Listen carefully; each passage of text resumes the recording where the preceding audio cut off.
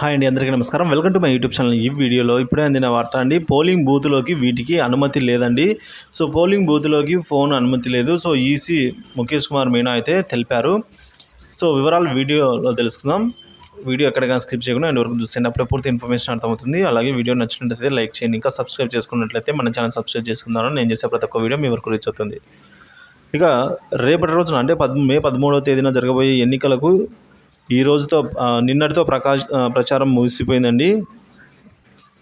మరి పోలింగ్ కేంద్రాలకు 200 మీటర్ల పరిధిలో అయితే ఎలాంటి సింబల్ లేకుండా ఓటర్ స్లిప్పులు పంపిణీ చేయవచ్చు. సీఈఓ ముఖేష్ కుమార్ మీనా ఈ విధంగా అయితే వెల్లడించారు.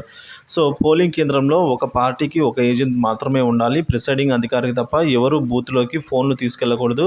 నేతలు ఓటర్లను వాహనాల్లో తరలించకూడదు అని అయితే తెలిపారు. ఓటింగ్ శైలిని పర్యవేక్షించుకునేందుకు అభ్యర్థి 3 వాహనాలు ఉపయోగించుకోవచ్చని అయితే తెలిపారు. పోలింగ్ కేంద్రాల్లోకి ప్రిసైడింగ్ అధికారి మినహా ఎవరు కూడా విధంగా ఫోన్ అనుమతి లేదని అయితే తేల్చి చెప్పారు. ఓటర్లు కూడా ఫోన్లు తెచ్చుకునేందుకు అనుమతి లేదన్నారు. అలాగే ఆయుధాలతో ఎవరు పోలింగ్ కేంద్రాలకి అనుమతించరని ఆయన స్పష్టం చేశారు. మంత్రులు, ప్రజాప్రతినిధులు ఎవరు కూడా గన్మ్యాన్లతో పోలింగ్ కేంద్రాల్లోకి రావద్దని కోరారు. పోలింగ్ కేంద్రాల్లో భద్రత కోసం ఈ విధంగా 1,60,145 మంది పోలీసు బలగాలను అయితే వినియోగిస్తామని సీఈఓ ముఖేష్ కుమార్ మీనా అయితే తెలియజేశారు.